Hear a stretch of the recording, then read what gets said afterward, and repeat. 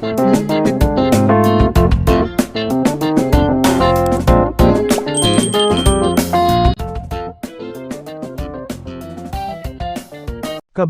31. Magsasalita pa sana si Benjamin nang suntukin siya ni Gladys. Oh, now you want to talk. Anong ginagawa mo kanina? Nakasimangot sa sulok. Nakakahiya naman maging asawa mo. I want a divorce. Nagkaroon ng maraming tao sa pasukan ng The Gourmand. Gayunpaman, wala sa kanila ang interesado sa pagtatalo ng kanilang pamilya. Ang kanilang isip ay nasa Blythe King pa rin. 5 araw na ang succession ceremony ng Blythe King. Oo, nabalitaan ko na gaganapin ito sa rehiyon ng militar ng Kensington. Tila, ang seremonya ay bukas sa publiko. Ngunit ang pinakamakapangyarihan at maimpluwensyang tao lamang ang makakatanggap ng imbitasyon. Yun din ang narinig ko. Tanging ang mga totoong upper class na pamilya na mayayaman at may sapat na kapangyarihan ang makakadalo. Bet ko lang ang maimbitahan ay ang mga celebrity. Ang lahat ay abala sa pakikipag-usap tungkol sa Blythe King. Not James though, naupo siya sa isang upuan sa labas ng The Gourmand. Humihit-hit ng sigarilyo, upang mailigtas ang kanyang pamilya. Lubos na pinahiya ni Gladys ang kanyang sarili. Lumuhad pa siya kay Belinda. Matapos ang paghampas sa kanyang pamilya. Medyo kumalma siya. Gladys, ikaw ba yan? Nandito ka rin. Si Benjamin at ang kanyang pamilya ay naghihintay sa pila para pumasok. The Gourmand nang may tumunog na boses, tumingala si Gladys. Lumapit ang isang magandang babae. Nakahawak sa braso ng lalaking nakasuit at nakatali. Isang batang mag-asawa ang sumunod sa kanila. Felicia, tumayo si Gladys. Nagulat siya habang pinagmamasdan ng babaeng nasa harapan niya, na mukhang nasa 20s pa lang. Tanong niya, ikaw ba si Felicia Lockwood? The same Felicia na nakaupo sa likod ko sa klase. Tama, Gladys. Ikaw talaga. Ilang taon na kitang hindi nakikita. Nako. Parang humihina ang social standing mo. Di ba? Minsan, ikaw ang school belle. Akala ko ikaw di Mary Rich. Sino ang nakakaalam na haantong ka sa ganito? Kahit na kailangan mong maghintay sa The Gourmand. Sumulyap si Felicia kay Gladys. Nakahawak pa rin ang kamay sa braso ng lalaki. This is my husband, the chairman of Lucky Logistics. He has a net worth of tens of millions. What about you? Where's your husband? What does he do? Alam ni Gladys na nagpapakitang gilas si Felicia. She jerked Benjamin toward her, holding her head high. Ito ang aking asawa, si Benjamin Callahan, isang 10% shareholder ng Eternality. Ang Callahans ay may net worth na bilyon-bilyon. Habang ang aking asawa ay nagkakahalaga ng milyon-milyon. Dahil si Benjamin ay naging shareholder ng Eternality. Sa wakas ay na-enjoy ni Gladys ang ilang katayuan sa lipunan. Sinulyapan si Felicia sa gilid ng kanyang mga mata. Mas lalo siyang nakaramdam ng saya. Mukhang nagulat si Felicia. Wow! Talaga! Shareholder ni Eternality. Saka bakit ka pa nakapila? Di ba member ka? Ay, alam ko. Nagyayabang ka lang. No, sabi ng lalaking katabi niya. Marami akong gagawin ngayon. Bilasan mo. Fair na. Kailangan ko na ulit sa opisina mamaya. Nakita ni Felicia ang pagbabago ng ekspresyon ni Gladys. Kaagad. Alam niyang nagyayabang lang si Gladys. Years ago, si Gladys ang school belle. Kahit maganda rin si Felicia, isa lang siyang wallflower sa presensya ni Gladys. Ngayong mas maganda ang nagawa niya sa buhay kaysa kay Gladys. Hindi na niya papalampasan ang pagkakataong matuwa. Hinablot niya ang isang cute-looking na babae mula sa kanyang likuran. This is my daughter. Alam mo naman kung sino ang mga Wilson, di ba? She married a Wilson. Ang binata sa tabi ng babae ay inihagis ang kanyang ulo. Inakbayan ang dalaga. Okay naman ang Wilsons. I guess. We're only worth 10 of billions and we rank the third among the great four in Kensington. Walang imik si Gladys. Tinitigan niya ng masama si Thea. Salamat kay Thea. Hindi man lang makatingin ng mata sa mata si Gladys sa kaklase. Ipinilig ni Thea ang kanyang ulo. Nanatiling matatag ang tingin sa sahig. Gladys, this must be your daughter. It's Thea, right? We saw you on the news. Oh, I heard that your daughter married some nobody. Ang ginagawa lang niya ay magluto at sumando kay Thea mula sa trabaho gamit ang isang electric motorcycle. Oh, pumangit na naman siya ngayon. Nang maramdaman ang isa pang pagkakataong salakayin si Gladys. Kinuha ito ni Felicia, na tahimik sina David at Alisa sa harap ng mga panlalait na ito. Walang kabuluhan ang kanilang pamilya kumpara sa iba. Hiyang-hiya si Gladys na wala na siyang gustong itago. Kahit na nakuha na ang shares, hindi pa rin sapat. She glared at James, who still smoked in his seat without care in the world. She hated him with a vengeance. Siya ang nakaapekto sa kanyang katayuan sa lipunan. Matapos panoorin ang playout na ito, naramdaman ni James na wala siyang pagpipilian. Bilang asawa ni Thea, ayaw niyang maging kahihiyan sa kanya o sa kanyang mga magulang. Agad niyang tinawagan si Henry. Magpareserba ka para sa Diamond Room sa The Gourmand. Siguraduhing nasa ilalim ito ng pangalan ni Thea. Pagkatapos nun, tumayo siya at lumapit kay Gladys. Ma, di ba nagpa-reserve na tayo sa Diamond Room? Tara, pasok na tayo. Humagalpak ng tawa si Felicia. Haha, yung Diamond Room. What a joke. Ang kanyang asawa ay mukhang hindi rin napahanga. Boy, alam mo ba kung ano ang Diamond Room? Masyado mo nang tinatanggap ang ruse na ito. Si Chad Wilson, ang manugang ni Felicia, ay nginisyan si James. Even as a member of the Wilson family, I'm only a silver member. That means I'm just entitled to the silver room. And you're saying you have reservation for the Diamond Room. Sa Kensington, meron lang isang dakot ng mga tao na may access sa Diamond Room. Ilang tao ang naghihintay sa labas ng The Gourmand. Pumipila silang lahat para pumasok sa restaurant. Bago ito, pinag-uusapan nila ang Blythe King. Matapos nilang marinig ang sinabi ni James, naghiyawan ang mga tao. The Diamond Room. Mukhang magaling sa isang bagay ang manugang ng mga kalahan nagyayabang. He's a nobody. He can't even afford a car. Remember kung paano niya sinundo si Thea noon sa trabaho gamit ang electric motorcycle. Kung hindi man lang niya kayang bumili ng sasakyan, paano niya afford ang Diamond Room? Ang bulong-bulungan ay hindi sapat na maging mayaman para gamitin ang Diamond Room. Ang may-ari ng Gourmand ay nagmula sa isang mahalagang pamilya sa capital. Siya ay mula sa isang tunay na upper-class na pamilya. Halos walang sino man sa Kensington ang makakakuha ng reservation para sa Diamond Room. Kahit ang The Great Four ay hindi makakuha ng access sa Diamond Room. Biro sa kanila ni James. Ang mga pangungutya nila ay muling ikinagalit ni Gladys at nilingan siya nito. Ang tanga mo, hindi pa ba sapat ang ginawa mo? Tumahimik ka, Jamie. Ipinatong ni Thea ang kamay niya kay James. Bilang isang taong ipinanganak at pinalaki sa Kensington, pamilyar siya sa pinagmulan ng The Gourmand at ang kahalagahan ng Diamond Room.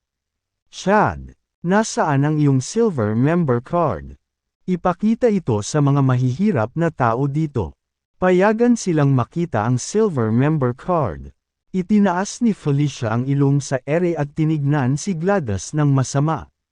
Namutla si Gladys. Tuwang-tuwa si Felicia nang mapansin niyang hindi komportable si Gladys. Naglabas si Chad ng purong puting card.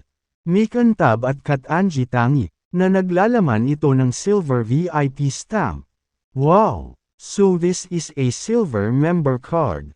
Hindi ko pa nakita. The Wilsons live up to their reputation. Apparently, you have to spend $1 million at the Gourmand to be upgraded to a silver member card. Ang paggastos ng 10 milyon at pataas ay nagbibigay sa iyo ng karapatan sa isang gold member card. Para sa diamond member card, it's priceless. Tanging ang mga pinili ng may-ari ng The Gourmand lang ang makakatanggap ng diamond member card mula sa kanya ng personal. As if it wasn't enough to be handsome and dash. Mayaman at bata pa si Chad Wilson. Maswerte talaga ang magpakasal sa kanya. Nang marinig ang lahat ng papuri, si Felicia ay naging smugger kaysa dati. Si Gladys naman ay lalong nalungkot. Ang buong bagay ay halos nakalimutan. Ngunit si James ay napahiya muli sa kanyang hanggal na tanong. Let's just go. Mga tanga, sa ilalim ng paghangang mga titig. Inilusot ni Felicia ang kanyang braso sa kanyang asawa at pumasok sa The Gourmand. Pag-alis niya, naglabas siya ng panibagong pananalita. 10% of eternality. Alam ng lahat ng Kensington na walang kwenta si Benjamin Callahan. Kumpleto ang set sa isang walang kwentang asawa, isang pangit na anak na babae, at isang walang kwentang manugang, haha. Nakakatuwa ito. Namutla ang lahat ng mga Callahan. Lalo na si Gladys ay mukhang pinakamasama. Reputasyon at imahe ang lahat sa kanya. Napatingin si Thea sa mabato na mukha ng kanyang ina at nagtago sa likod ni James. Maya-maya pa'y nakarinig sila ng mga nagmamadaling yabag na papalapit. Isang matangkad at gwapong lalaki na mukhang nasa 20s na nakasuot ng puting sando ang lumapit sa kanila. Oh my God! Si Brian Grayson ang may-ari ng The Gourmand. He's so low profile yet commanding. Narinig ko na si Brian ay nagmula sa capital. Mula nang ay set up niya ang The Gourmand sa Kensington. Halos hindi na siya nagpakita. Walang nakakaalam tungkol sa kanya. Ilang kabataang babae ang mukhang mahuhulog sa kanyang paanan. Guwapo siya. Ito ay tunay na kayamanan at kapangyarihan. Paano maihahambing ang The Great Four? Pagkatapos ng tawag nakakatanggap lang niya. Hindi nag-aksaya ng isang segundo si Brian. Nakita niya ang anak ni Felicia. Si Emily Wilkins. Napagkamalan siyang si Thea. Magalang siyang yumuko rito. Pasensya na. Masyado na kitang pinaghintay. Handa na ang Diamond Room. This way. Please. Ano? Lahat ng tao sa The Gourmand ay lubos na nagulat. The Wilsons are a great family indeed. Kahit ang may-ari ng The Gourmand ay nandito para batiin sila ng personal. Tama ka. Napakaswerte ng mga Wilson. Mayroon silang isang masunuring anak na babae na nagpakasal sa isang Wilson. Si Chad at ang may-ari ng The Gourmand ay dapat magkaroon ng isang espesyal na pagkakaibigan. Napatulala si Felicia at ang kanyang pamilya sa sinasabi ng karamihan. Pati si Chad ay naguguluhan din. Ano ang nangyayari? Nagpareserba lang siya para sa Silver Room. At hindi pa niya nakita ang may-ari ng The Gourmand dati. Bakit siya nandito sa personal? Gayunpaman, sa pag-aakalang nagawa niyang makuha ang atensyon ng may-ari ng The Gourmand. Naging masaya si Chad. Itinaas niya ang kanyang baba at inakbayan si Emily, na tinatamasa ang paghangang tingin mula sa karamihan. Felicia was more arrogant than ever, she even turned around to look at Gladys purposefully. Letting out a yabang emph. Galit na galit si Gladys. Sinisi niya si James sa lahat ng ito. Ang walang kwentang uod. You piece of trash, look at them. Look at the company they keep. Even the Gourmand's owner is here to greet them in person. Sigaw ni Gladys kay James. Na hindi napapansin. Hindi kailanman nagkamali si Henry. Ano ang nangyayari? Napatingin siya kay Brian na nakayuko pa rin. Sumilay sa kanyang isipan ang pag-unawa. Maling tao siguro ang nakuha ni Brian. Habang papasok pa lang sa restaurant si Felicia at ang kanyang pamilya. Malamang napagkamalan niya si Emily si Thea. Malakas niyang ibinalita. Thea, hindi na tayo kumakain dito. Fair na. Pagkatapos nun, hinawakan niya si Thea at umalis. Nakatayo pa rin sa may entrance. Narinig ni Brian ang pangalan at napatayo siya. Tumangala siya para makitang nakatalikod sina James at Thea. Kinilig siya at sinampal ang sarili. Sa kanyang pagmamadali, nagkamali siya. Nagmamadaling naabutan niya ang mga ito at huminto sa harap ni Thea. Magalang na tanong niya, Are you Miss Thea Callahan? Ha? Natigilan si Thea, dumbly. She nodded. Ako ay, Miss Callahan. Handa na po ang Diamond Room. Sumama po kayo sa akin. Mabilis na umikot ang mga mesa kaya walang nakakaalam kung ano ang nangyayari. Gulat na gulat silang lahat. Nakatitig sina Gladys, Benjamin, David, at Alisa. Nanganganga ang kanilang bibig. Hindi pa nila nakita ang may-ari ng The Gourmand noon. Ngunit alam nilang hindi siya taga Kensington. Ang isang tunay na malaking shock. Siya ay mula sa capital. Mr. Grayson, kakasabi mo lang na ready na yung Diamond Room. Para kay Thea, hindi siguradong tanong ni Gladys. Madam, dapat ikaw ang nanay ni Thea. This way, please. Waiter, what are you doing? Welcome our guests. Kasunod ng mga sigaw ni Brian. Ilang waiter ang sabay-sabay na lumitaw. Inayos ang kanilang sarili sa dalawang maayos na hanay at yumuko sa kanila. Maligayang pagdating. Parang iisa ang kanilang mga boses. Malakas ang tugtog sa restaurant. Mga bantay. Itapon ang mga taong ito. Tumingin si Brian kay Felicia at sa kanyang pamilya na nakaugat sa pasukan. Sila ang naging dahilan ng pagkadulas niya. Hindi pa niya nakita ang Black Dragon. Ngunit wala siyang balak na suwiin ang mga utos ng Black Dragon. Para kay Thea ang kwarto. Kung nasaktan niya si Thea, matatapos na ang buhay niya. Isang pangkat ng mga security guard ang lumitaw at nagsimulang itaboy si Felicia at ang kanyang pamilya. Ang mga tao ay naging saksi sa eksena. Napangiti si Gladys sa wakas. Kahit na hindi niya alam kung ano ang nangyayari. Masaya siya habang nagdurusa si Felicia. Pinagmasdan niya si Felicia at ang kanyang pamilya na pinalayas. Nagdoble siya sa pagtawa at itinuro si Felicia. Haha, anong joke? Yung Diamond Room. You're not worthy. Nakapagtataka kung gaano kabilas lumiko ang mga mesa. Si Felicia, Chad, at ang kanilang pamilya ay pinagbabawalan na ngayon sa The Gourmand.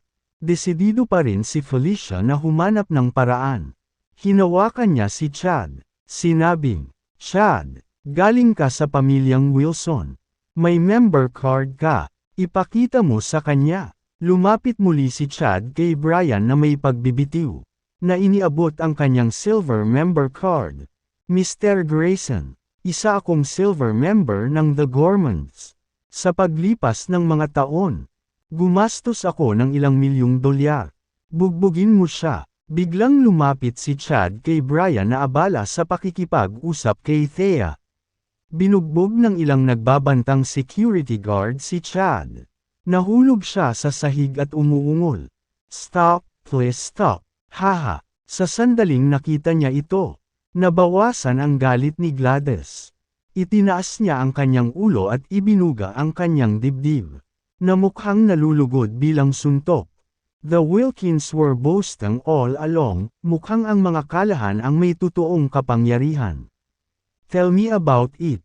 Thea Callahan is friends with Alex Yates. Now, she's reserved the Diamond Room. Even the owner is here to greet her personally. Ang lahat ay nagsimulang magkomento muli sa bagay na ito. Naguguluhan pa rin si Thea, she had no idea what is going on. Miss Thea Callahan, Madam, and Sir, this way please. Ulit ni Brian, welcome, muling sabi ng dalawang hanay ng mga waiter, na nakaluhod sa lupa sa pagkakataong ito. Ang mga waiter ay talagang magagandang babae na nakasuot ng mga damit. Nagulat ang karamihan ng tao sa pasukan. Ganito ba ang pakikitungo sa mga miyembro ng Brilyante? Baliw ka. Ang daming magagandang babae na nakaluhod sa hilera. Nadudurog ang puso ko sa kanila. Ang mga tao ay nagbigay ng naiinggit. Naninibugho na mga tingin sa mga kalahan. Sa wakas, na-enjoy ni Gladys ang kanyang moment sa spotlight. Umayos si David. Ipinatong ni Alisa ang kanyang braso sa braso ni David. Itinaas ang kanyang baba. Sa sandaling iyon, pakiramdam nila ay nasa tuktok sila ng mundo. Naguguluhan pa rin si Thea. Hindi niya kilala si Brian Grayson. Sa ganitong paraan, Miss Thea Callahan, maligayang pagdating. Nag-iisang muli ang mga waitress na nakaluhod sa lupa. Halika na Thea. James looked at a bewildered Thea. Thea finally responded to him. Sa pangunguna ni Brian, pumasok ang mga kalahan sa The Gourmand. Umakyat sila sa ikalimang palapag gamit ang pribadong elevator. Nilagyan ng karangyan. Ang ikalimang palapag ay mas mukhang isang palasyo kaysa sa iba pa. Kahit saan sila magpunta, nakaluhod sa lupa ang magagandang babae. Natigilan si David. Wala pa siyang nakitang ganito kaganda. Nakatitig din si Benjamin. Malabo ang panga. Tumigil pa nga si Gladys sa pagiging masayahin saglit. Nakaawang ang bibig niya sa nasa harapan niya. Pasok po mga sir at madam. Binuksan ni Brian ang isang pinto. Bumungad sa kanya ang isang pribadong silid. Ilang daang metro kwadrado ang lawak ng silid. Nagtatampok ito ng ilang bilog na mesa, lounge, at dance floor. Marangyang pinalamutian. Mapagkakamalan itong isang palasyo. Ang mga kalahan ay hindi nakaimik. Please enjoy your meal. Maiwan ko muna kayo. Umalis kaagad si Brian nang igil niya sila sa kwarto. Naglaan ng oras ang mga kalahan sa pagsisikap na makabuo ng tugon. Dave, kurutin mo ako. Nananaginip ba ako? Ito ang The Gourmand's Diamond Room. Sinasabi ng lahat na milyon-milyon ang halaga ng pagkain dito. Masyadong emosyonal si Alisa, halos hindi siya makapagsalita. Mahal, anong nangyayari? Tanong ni Benjamin. Ano? Ako? Hindi ko alam. Gladys looked confused as well. She had never even seen anything so grand before. Jamie, may kinalaman ba ito sa iyo? Napatingin si Thea kay James na nakahawak sa kamay niya. Hinimas-himas ni James ang ilong niya. Ako, paano ako magkakaroon ng kinalaman dito? Dapat ikaw iyon. Dumating ang may-ari para batiin ka. Kabanata 35. Pero hindi ko siya kilala. Napangiti si James. Wala akong ideya kung tungkol saan ang lahat ng ito. Who cares who he is? Let's eat. Oh, wait. Let me take a few pictures and post them up. My followers would go crazy. Kinuha ni David ang kanyang telepono at nagsimulang kumuha ng mga larawan ng lahat. Maya-maya, dumating na ang pagkain. Ang mga magagandang waitress ay nagpakita ng kurso pagkatapos ng kurso. Kung sa mga tuntunin ng presentasyon, panlasa, o amoy, ang pagkaing inihain ay labis na kitikam-takam. Hindi nagtagal ay puno na ng masasarap na pagkain ang mga mesa. Nang dumating na ang lahat ng pagkain, nagsimulang sumayaw ang isang grupo ng mga babae sa mini-stage sa harap ng kwarto. Napakaganda nila kaya hindi maalis sa kanila ni Benjamin at David ang kanilang mga mata. Sa buong pagkain, ang mga kalahan ay nasa estado ng pagkabigla. Napakaraming pagkain sa Diamond Room na hindi nila naubos. Sa katunayan, halos hindi sila nakakain ng isang bahagi nito. O hindi, natauhan si Gladys nang matapos siyang kumain. Natampol ang sarili sa noo. Narinig ko na ang pagkain sa Diamond Room ay nagkakahalaga ng hindi bababa sa $1,000,000. Ang 1,000,000 ay hindi puputulan ito. Itinuro ni James ang isang bote ng red wine na binubuksan ni David. Ang bote ng alak na ito ay nagkakahalaga ng 380,000. Nakailang bote na tayo, hindi ba? Ang alak lang ay malamang na nagkakahalaga ng 1,000,000. Ha! Kinilig si David sa sinabi ni James. Mabilis siyang tumayo. Hindi ko sila binuksan. Sa sandaling umalis si Brian sa silid. Gumawa siya ng ilang paghuhukay tungkol sa Black Dragon.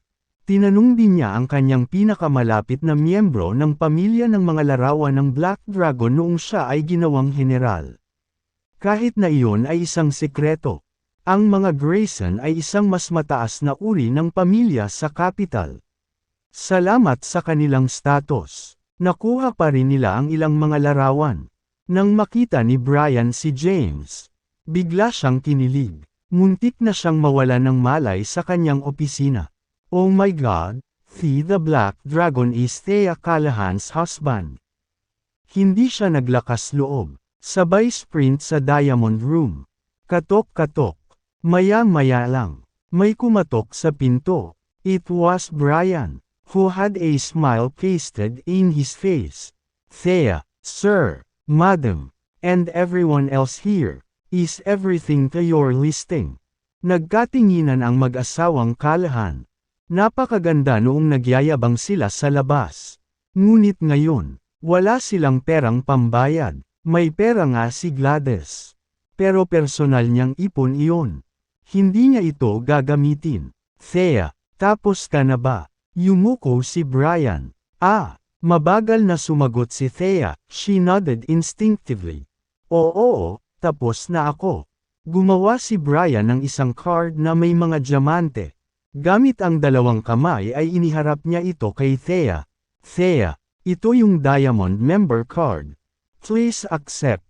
Hindi ko kaya. Bumangon si Thea mula sa kanyang kinauupuan at ikinaway ang kanyang mga kamay. Paano niya matatanggap? Kahit na ang pagkakaroon ng Diamond member card ng The Gourmand ay malaki ang maitutulong upang mapataas ang kanyang katayuan. Napakamahal na kumain dito. Ang pagkain na ito ay magiging gastos sa kanila ng lahat. Kahit na may member card, hindi pa rin nila ito kayang bayaran. Muling yumuko si Brian, at sinabing, Thea, sa palagay ko ay mali ang pagkakaintindi mo. Hindi lang ito isang normal na diamond card. Isa itong top tier na diamond card. Gamit ang card na ito, masisiyahan ka sa 1% diskwento. Buong tindahan. Makaka-enjoy ka rin ng 3 libreng pagkain bawat buwan. 3 pagkain bawat buwan. Ganap na walang bayad. Ha! Napaawang ang bibig ni Thea sa gulat. Ang iba pang mga Callahan ay nagsuot ng magkatulad na ekspresyon. 10% sa buong tindahan. 3 libreng pagkain bawat buwan. Ito ay masyadong magandang upang maging totoo. Sa wakas ay natauhan si Thea at nagtanong, Mr. Grayson, hindi pa tayo magkakilala. Bakit mo binibigay sa akin ang Diamond member card? Napatingin si Brian kay James. James was looking at him as well, nang inig siya ng hindi sinasadya. Mabilis na sinabi niya, ika-5 anibersaryo natin ngayon at nagkaroon tayo ng lucky draw. Ikaw ang maswerteng nanalo. Pakikuha ang card. Walang bayad ang pagkain na ito. Bumisita ka ng madalas sa The Gourmand. Anniversary. Lucky draw. Hindi pa rin makapaniwala si Thea. Halos mapaiyak si Gladys sa balita. Mabilis itong lumapit sa kanya at kinuha ang diamond card mula sa kanya. Mr. Grayson, ako na po ang kukuha sa ngalan ni Thea. Nakita ni Brian ang ekspresyon ni James. Kinilig, kalahati.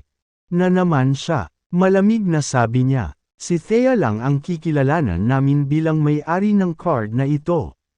Sa sobrang takot ni Gladys ay dali-dali niyang ibinato ang card sa mga kamay ni Thea.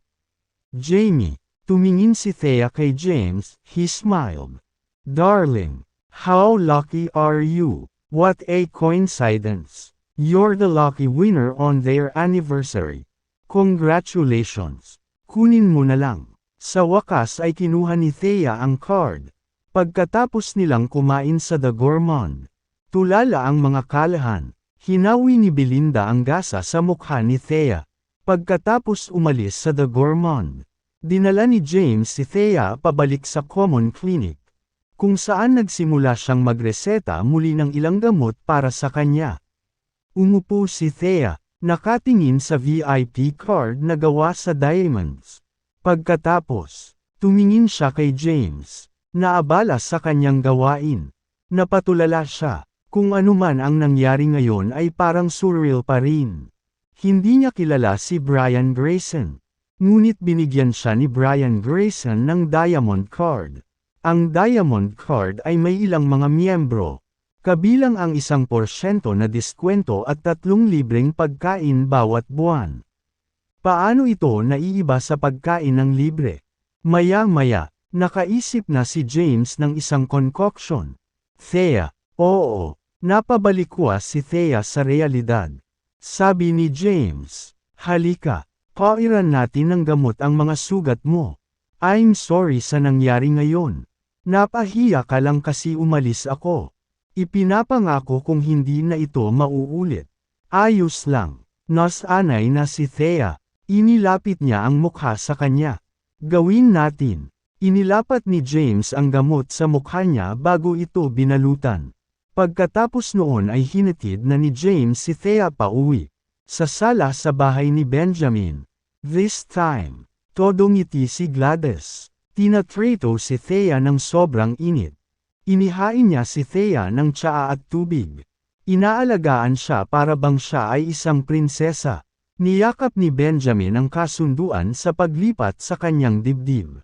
Ngumisi ng nakakaloko. Thea, sabihin mo sa akin, anong relasyon niyo ni Brian?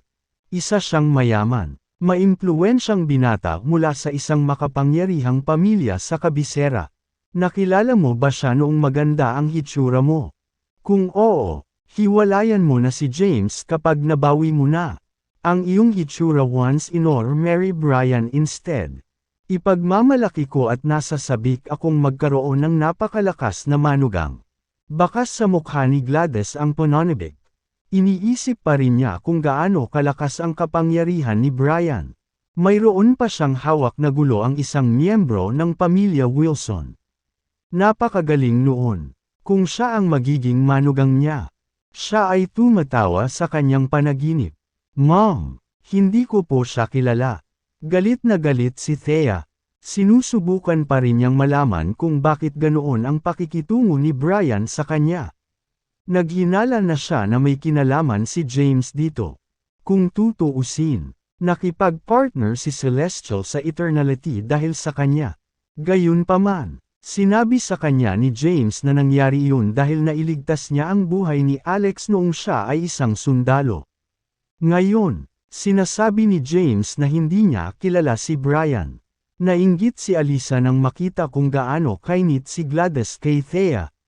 Hinawakan niya si David at sinabing, Tara, punta na tayo sa kwarto natin. Thea, ipakita mo sa akin ang diamond card ni The Gourmand. Hayaan akong tingnan itong mabuti.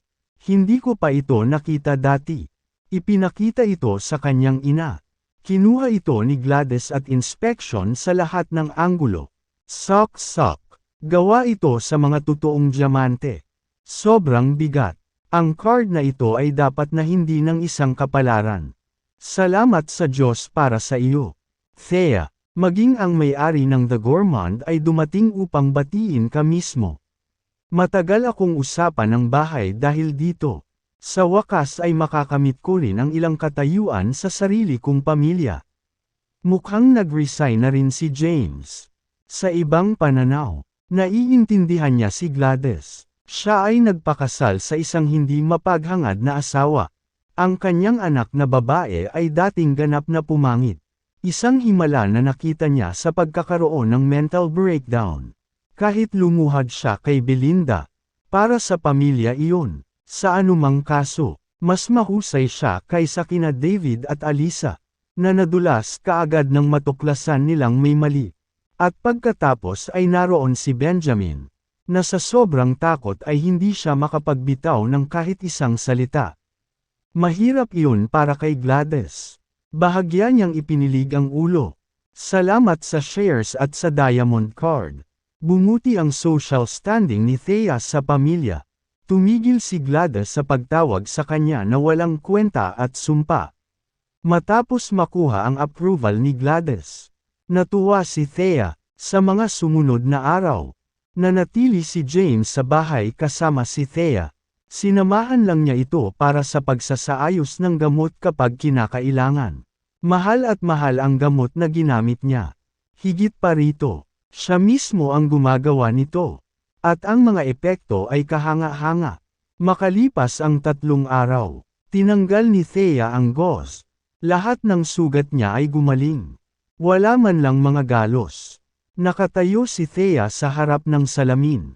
Pinagmamasdan ang kanyang perpektong mukha. Nabigla siya. Paulit-ulit na sinabi ni James na gagaling siya. Pero nagulat pa rin siya.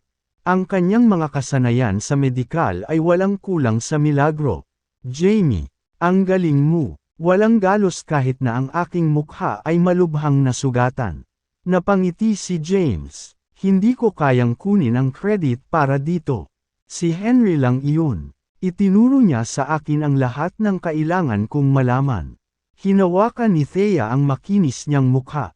Magiging sikat ang formula na ito kung malalaman ito ng publiko.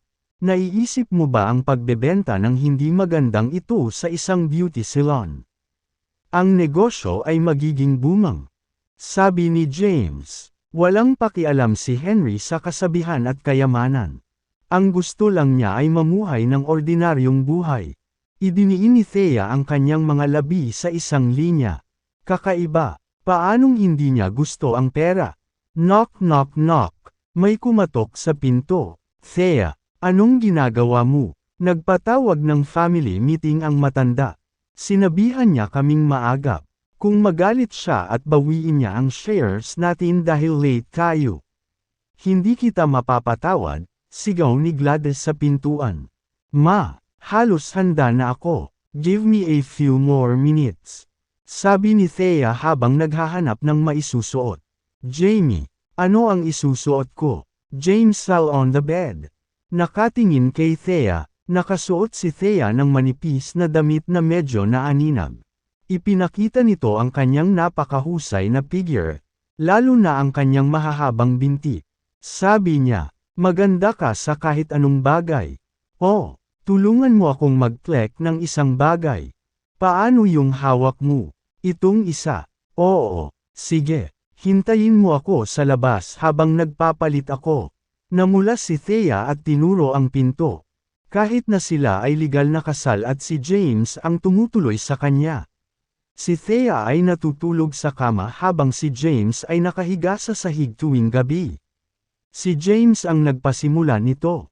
Ito ang naging ugali nila simula pa noong unang araw. Maaaring si Thea ang asawa ni James. Ngunit magkahawak kamay lang sila. Hindi pa nga sila naghahalikan. Bumalik si James para gantihan si Thea. Hindi niya ito pipilitin sa anumang bagay na hindi niya gusto. Hindi niya hahawakan si Thea nang walang pahintulot nito. Ngayon, gaya ng hiling ni Thea na umalis siya. Pumayag siya ng walang anumang argumento. Naghintay siya ng ilang minuto sa sala. Maya-maya ay lumabas na si Thea sa kwarto. Wow! Sis! Gumaling ka na sa mga sugat mo. Nagningning ang mga mata ni David nang tanggapin siya nito. Mukhang naiinggit si Alisa. Nainggit siya sa magandang hitsura ni Thea at mas lalo pa ang perpektong katawan nito. Thea, ano? Natigilan si Gladys. Nitong mga nakaraang araw, balot ng gauze ang mukha ni Thea. Hindi ito masyadong pinansin ni Gladys.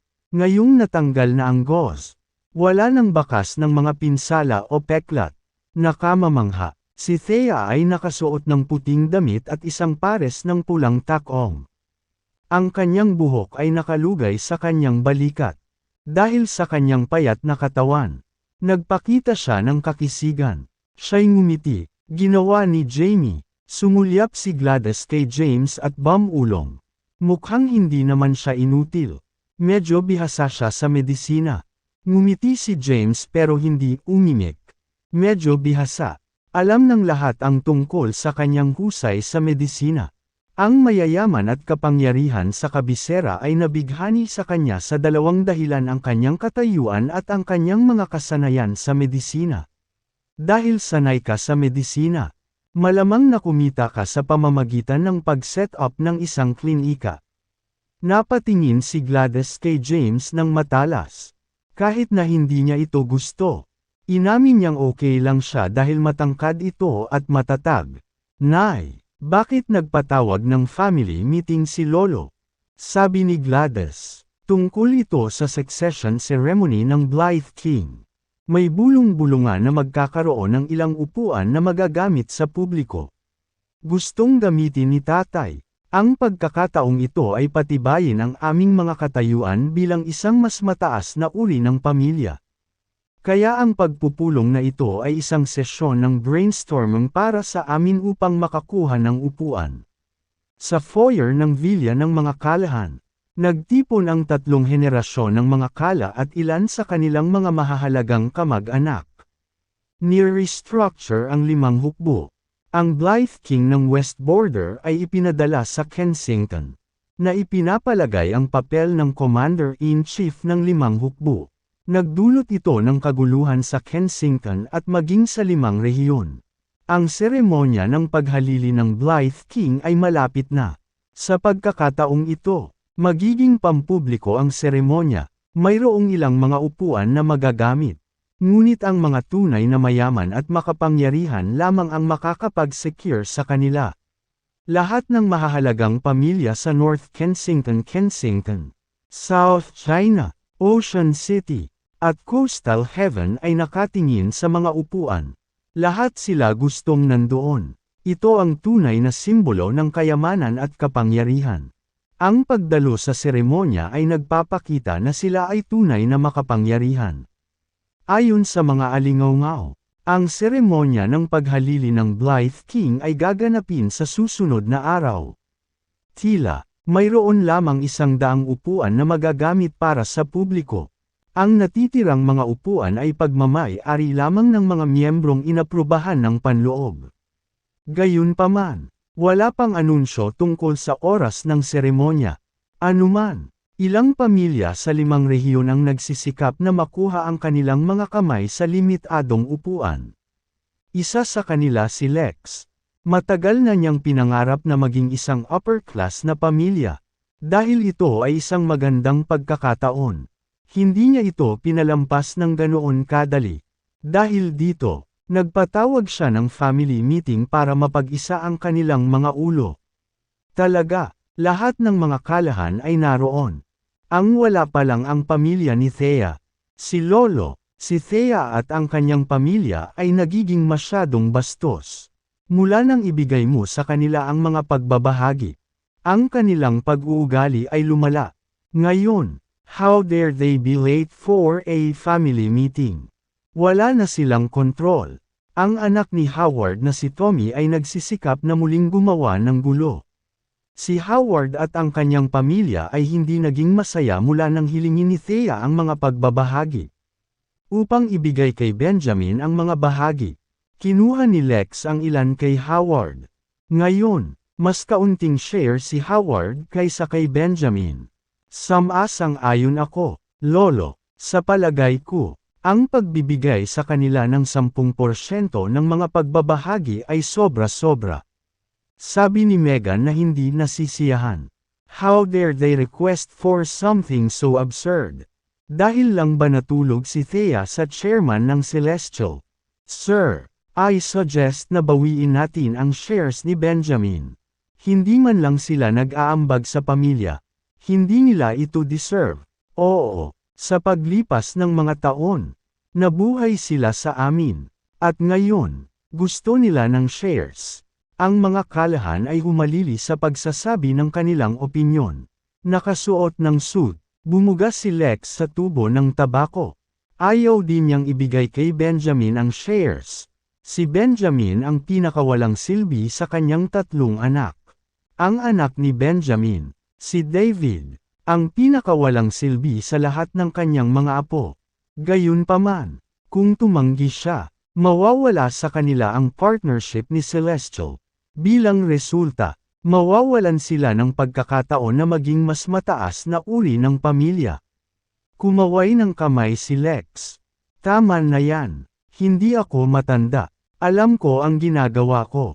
Si Howard ay nakaupo sa isang tabi. Hindi umiimik. Ay denyo niyang suron ang mga kabataan kay Thea at sa kanyang pamilya. Dahil hindi nakuha ni Lex ang pain, nagsimula siyang mag-skema muli. Gusto niyang ibalik ang shares. Nanatiling tahimik din si John at ang kanyang pamilya. Wala silang maraming bahagi sa simula. Kaya wala itong pinagkaiba sa kanila. Maya-maya lang ay dumating na si Thea at ang kanyang pamilya. Sorry we're late, Dad. Paghingi ng paumanhin ni Gladys pagkapasok niya. Napatingin ang lahat kay Thea at sa pamilya niya. Nang makita nilang muling bumawi ang mukha ni Thea, nagulat sila. Ano ang nangyari? Ilang araw lang ang nakalipas. Paano muling naka-recover si Thea? Sa Kensington Hotel, nakita nilang inukit ni Trent ang kanyang mukha gamit ang sarili nilang mga mata. Ngayon ang mga sugat ay gumaling. At walang mga galos. Walang nakakaalam sa nangyari. Pero nagalit sila nang makita si Thea. Para sa mga kalahan, si Thea ay isang jinx. Isang sumpa. Sa nakalipas na 10 taon.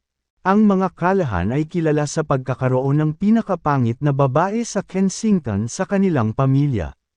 Sila ay naging isang katatawanan at isang ganap na kahihiyan.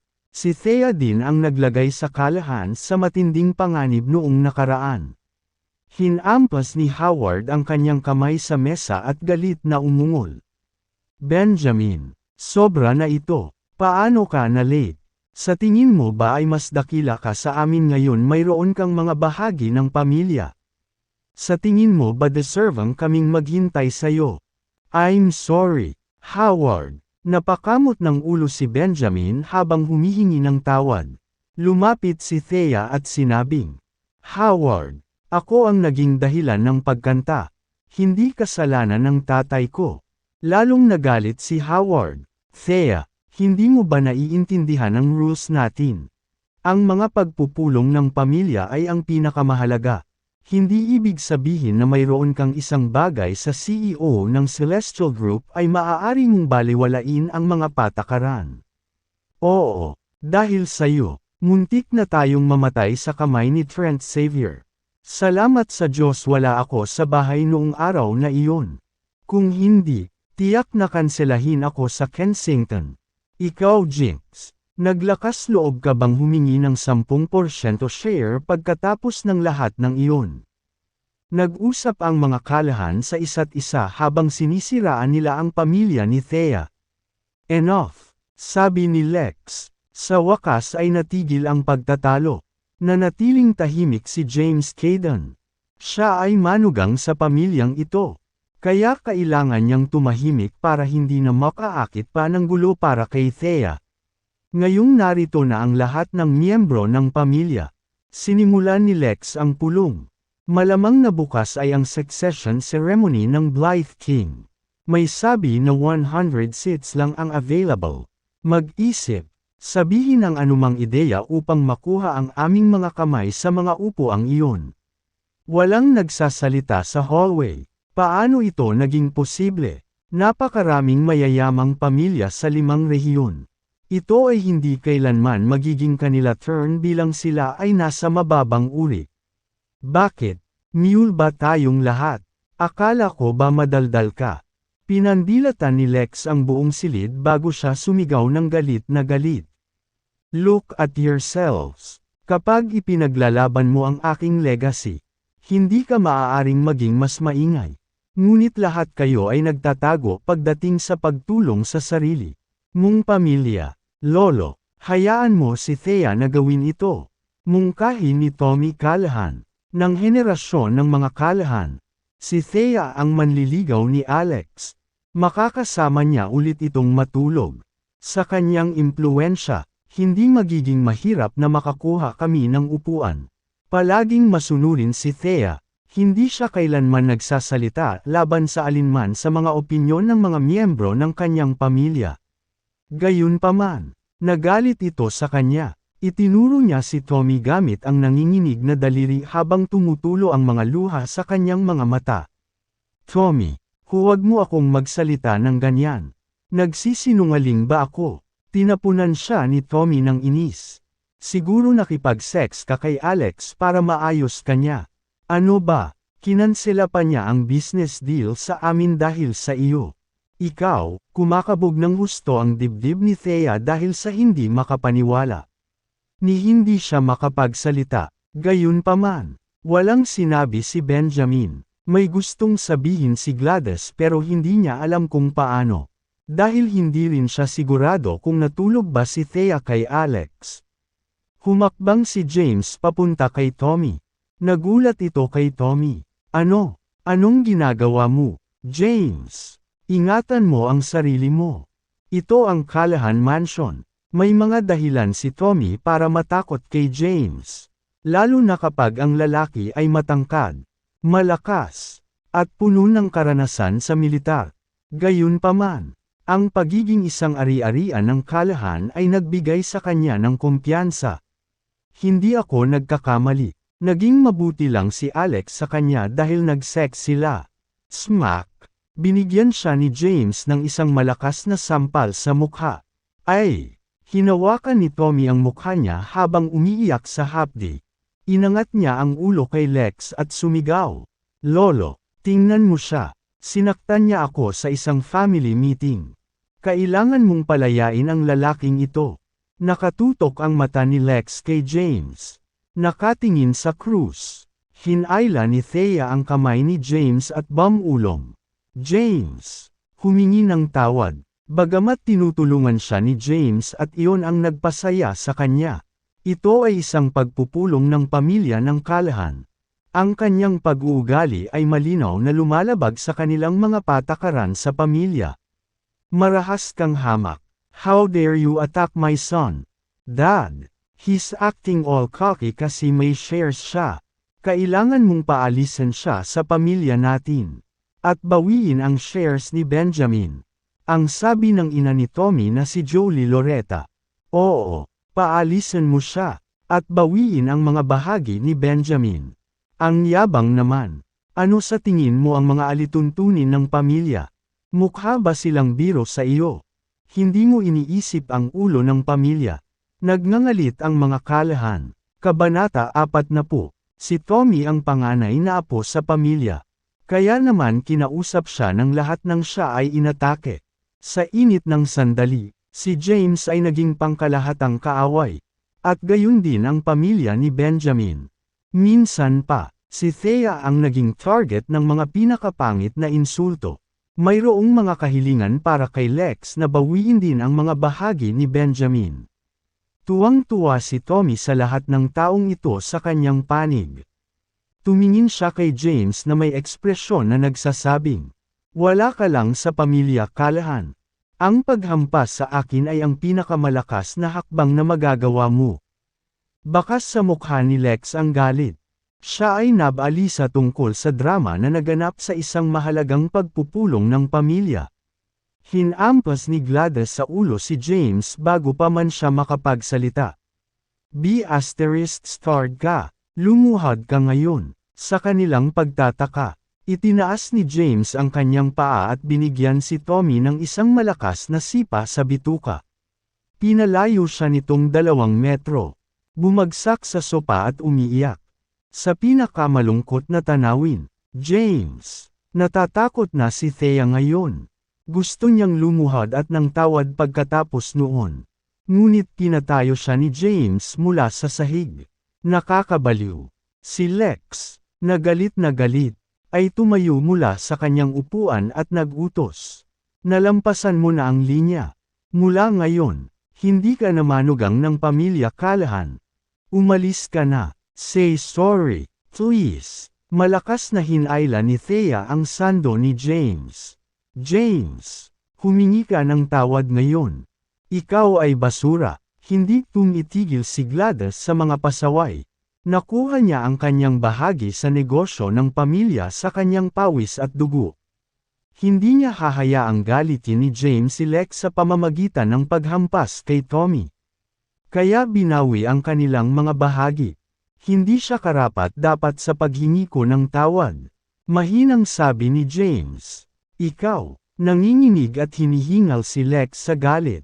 Lolo, huminahon ka. Hinawakan ni Megan si Lex at tinapik ang likod nito para pakalmayan ito. Huwag mong sayangin ang iyong enerhiya sa isang mababang buhay na tulad niya. Paalisan na lang natin siya. Siguradong nabigyan din siya ng pagkakataon ni Benjamin na kumilos ng walang paggalang. Oo, sumang-ayon ang isang tao. Sa tingin ni Benjamin siya na ang lahat pagkatapos makuha ang kanyang 10%.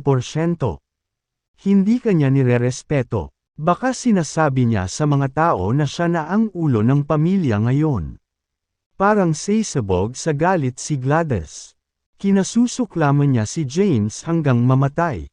Si Benjamin, sa lahat ng ito, ay nanahimik sa gilid ng silid na parang walang kinalaman sa kanya. Thea, hindi worth it ang lugar na ito na patuluyan natin. Sabay na tayong umalis. Hinayla ni James ang kamay ni Thea. Sinubukang umalis. Gayunpaman, nasa bingit ng pag-iyak si Thea. Siya ang naging pinakapangit na babae sa Kensington at pinahiya ang kanyang pamilya. Ang tanging hiling niya lang ay matanggap siya ng kanyang pamilya. Ngayon, ang tanging pagkakataon niya na gawin iyon ay sinira ni James. Nagpapasalamat siya kay James sa pagligtas sa kanyang hitsura. Gayunpaman, wala siyang naramdaman kundi galit kay James ngayon. Siya ang naging dahilan upang siya ay insultuhan muli ng kanyang pamilya. This time, she screamed, James, ganun ba kahirap para sa iyo na humingi ng tawad sa mga pagkakamali mo? Isa kang sundalo, hindi big shot, nang makita niyang nangingilid ang mga luha sa mga mata ni Thea. Sumakit ang puso ni James.